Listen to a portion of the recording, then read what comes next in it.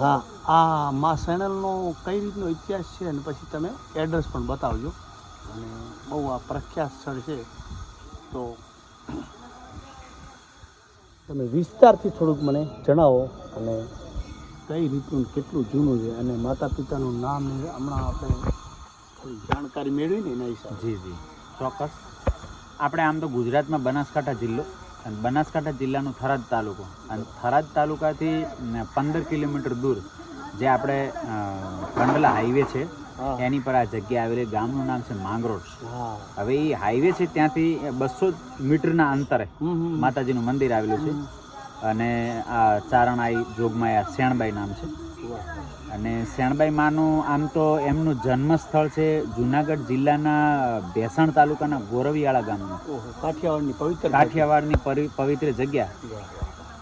આમ તો ચારણ શક્તિઓ વિશે બોલવું એમ વિચારીને બોલવું પડે, પણ ઘણા બધા લોકવાયકા અને ઘણા બધા એમ કે એમના પરિવાર હજી ત્યાં છે એમનાથી અને ઇતિહાસકારોથી મને થોડો ઘણો જે એમનો પરિચય મળ્યો છે એ એમના થકી હું કહું છું.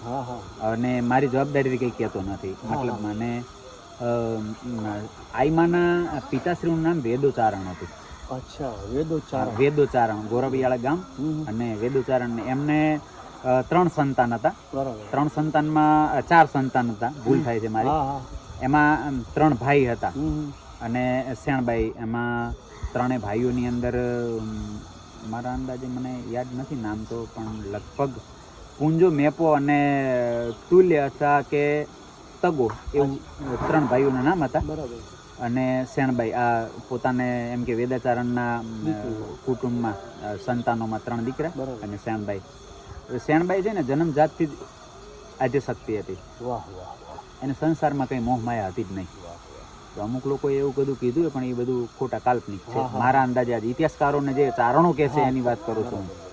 કારણ કે આવી દિવ્ય શક્તિ છે એને જન્મજાતથી જ એવું કહેવાય છે કે ચારણ આઈમાં શેણબાઈ જ્યારે જન્મજાતથી જેમ જેમ એમનો ઉછેર એમના આંગણે વેદાચરણના આંગણે જ્યારે થયો ને ત્યારે ત્યારથી જ એમને ખબર પડી હતી કે આ તો શક્તિ જ છે. એમને ક્યારે સંસારમાં મોહ જ નહોતો. તપ કરવી, પૂજા કરવી, શિવની અર્ચના કરવી એ જ હતું. જન્મજાતથી એમના સંસ્કારો ઈશ્વરે ઘડેલા હતા કે આઈમાં જ છે. સમય જતાં આઈમાં ધીમે ધીમે આ વિસ્તારમાં અમારા વિસ્તારમાં આવે છે. માં એવું કહેવાય છે લોકવાયકામાં કે હિમાલય હાથ ગાળવા જ્યારે માતાજીની ઈચ્છા થાય છે કે આ દેહને છોડી દેવો છે, હિમાલય હાથ ગાળવા જ્યારે જાય છે અને ત્યારે અહીંયા માંગરોળ ગામની અંદર એમ કે એ ટાઈમમાં ભરવાડનો કબીલો હતો, ત્યાં રહેતા હતા. રબારી નેહડો ભરવાડ કબીલોનો, ભરવાડોનો રબારીઓનો. તે એ ટાઈમે એ રાતવાસો ત્યાં કરે છે. ભરવાડના એ ઢોર ઢાંખર બધા બાંધેલા હોય છે. અને એક એમ કે નેહડામાં જે આપણા મોટા વડીલ હતા એ બેઠા હતા ને શિયાળાની રાત હતી અને તાપણું કરીને બેઠા હતા. તે એમ માતાજીને એમ થયું કે પૂછ્યું એમ કે કેમ આમ નિરાશ છો? ત્યારે માતાજીને એ ભરવાડની બાપાની 60 વર્ષની ઉંમર એ કે બીજી બધી તો મારે માતાજીની કૃપા છે પણ મારે દીકરો નથી. તો માતાજી હવારમાં કે તાપણું કરતી તાપતા હતા ને મોઢામાં દાંતણ હતું અને એ દાંતણ છે ને એ ચૂલામાં મૂકી દીધું અને માતાજીએ કીધું કે તું ટોપલું ઢાંકી દેજે અને કાલ સવારે આ ટોપલો ખોલજે. તો એની અંદરથી કે વડલો થશે અને વડલાને 5 શાખો થશે કે એના કૂપડા ફૂટશે. હા, એટલે એ કૂંપળા ફૂટે કે નહીં એની 5 ડાળીઓ દેખાશે તને. તો સમજી લેજે કે આ જોગમાયા તને 5 પુત્રો આપ્યા છે.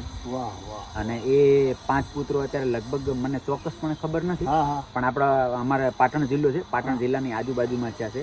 એમની સરનામની આગળ પણ શેણબાઈનું નામ લાગે છે. એટલે બહુ મોટો ઇતિહાસ છે. અંદાજ એ છે કે એ હોઈ શકે, એ જ હોઈ શકે એમ અંદાજ એ જ છે કે લગભગ એ જ હોઈ શકે.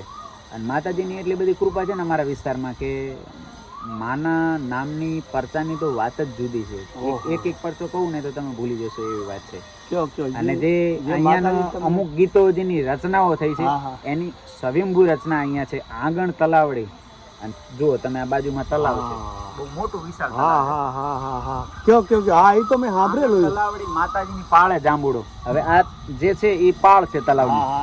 આ જે જાંબુડાનો તમે જોઈ લેજો, મેં તમને કીધું હતું આંગણ તલાવડી માતાજીની પાળે રે જાંબુડો.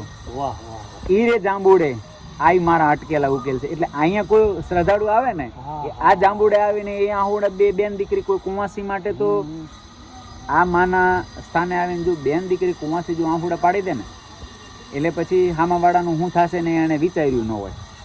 એટલે મૂળ અમારો કહેવાનો મતલબ કે આ તો ખૂબ અહીંયા પરચા હોય તો કુંવાસીની માતા છે. અને લગભગ કોઈ એવું વરણ નહીં હોય 18 વરણમાં કે આઈ સેણલને નહીં માનતો હોય. હા, અને દર અજવાળી ચૌદસે અહીંયા હજારો યાત્રાળુઓ પગપાળા આવે છે.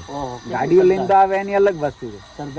શ્રદ્ધા એટલી મોટી છે અને માતાનો મહિમા મોટો છે. પછી ખૂબ સારી અહીંયા બાજુમાં ગૌશાળા જ હતી, હવે ખસેડી છે, માતાના નામ ઉપર જ હતી. અને ખૂબ ભાગશાળી ગામ પણ છે. ગામની અંદર બ્રાહ્મણોની વસ્તી છે, પટેલોની, આંજણા ચૌધરીઓની વસ્તી છે, બ્રાહ્મણોનું પુરોહિત બ્રાહ્મણે છે, નાદિક બ્રાહ્મણે છે, ઠાકોર, દલિત, વાળંદ 18 વરણ રહે છે મતલબમાં. પણ એ હમ્પીને રહે છે અને માતાજીના નામનો ટ્રસ્ટ ચાલે છે ને અત્યારે લગભગ વર્ષો જૂનાની વાત. આ તમને હમણાં વાત કરી કે માતાજી અહીંથી નીકળ્યા હતા રોકાણા, ત્યારના જે જાંબુડો ખોહેલો છે ને એ જાંબુડાની અંદર એક વખત આગ લાગી ગઈ હતી. ધોળે દિવસે જાંબુડો હળગતો હતો. હા, એ માતાજીનો પરચો. અને એ જાંબુડો હળગેલો જાંબુડો અત્યારે લીલો ગાજર જેવો છે. હા, એ તો આપણે જોયો દર્શન. હા, અને એટલો મોટો જાંબુડો ક્યારે જોયો નહીં કોઈ માણસે કે આટલું મોટું થોડું વડલા જેવું મોટું થોડું આનું. હા, અને માતાજીએ ઘણા સમયથી અહીંયા પ્રતીક્ષા કરીને બેઠા હતા બધા. અહીંયા તો દાતારોની તો વાત તમને કહું કે અહીંયા લોકો સામેથી કહે છે કે તમારે શું જોઈએ છે. માતાજીનો એટલો અંદર માતાજી પ્રત્યે ભાવ છે. સોનું, ચાંદી, પથ્થર જે જોઈએ તે.